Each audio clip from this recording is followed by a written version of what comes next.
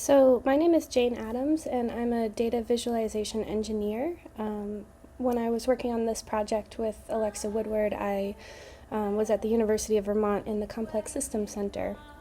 And I'd been doing a lot of work in front end web development and data visualization and working alongside machine learning engineers, but I hadn't really had a lot of experience myself with those tools. I'm also a practicing artist, though, and I began to see a great potential for generative adversarial networks to be useful for just creating things that had a kind of aesthetic and beautiful appeal to them.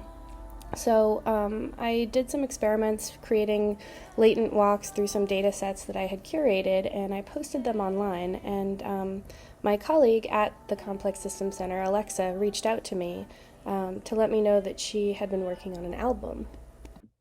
And she contacted me about this new album that she's working on, and the idea to use these latent walks in a GAN music video.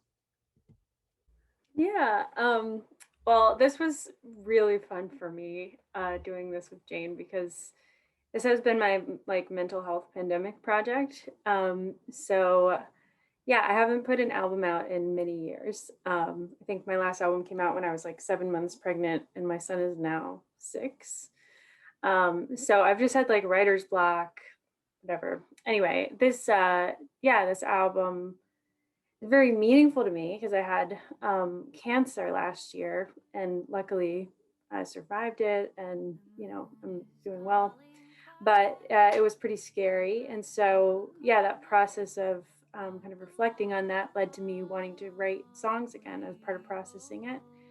And then I worked on these songs over the last year with two really close geographically far but artistically close collaborators in Texas and in South Carolina. Two people who put a lot of really cool, weird stuff into this album. For those of you who are fans of Carl Sagan, Voyager is a song that has some fun Carl Sagan references. And my friend Daniel, who worked with me on this album, he found he took a piece of like the original Cosmos musical intro and ran it through his tape machine and like turned it around so he's playing it backwards. Anyway, it's in there. There's all kinds of cool, weird, beautiful little digital things happening in the album. But yeah, when I saw Jane's stuff, I was like, oh, this is like so beautiful and aesthetically feels like could be such an amazing visual representation of this creative process. It's been really important to me. So yeah, it was really fun. We we had an initial call about kind of talking through the lyrics of each song and thinking about what kinds of imagery would actually be meaningful or interesting to explore. So one of the really fun ones that I think is super silly is why it's wild things ended up with the Octonauts, right? Yeah. Yeah, so like my son has been obsessed with the Octonauts, which is, if you don't have children, you may not have watched it. But it's a pretty cool. It's basically like, imagine like if Star Trek were like tiny little animals exploring the ocean, but with great like scientific accuracy about creatures. So it's super fun.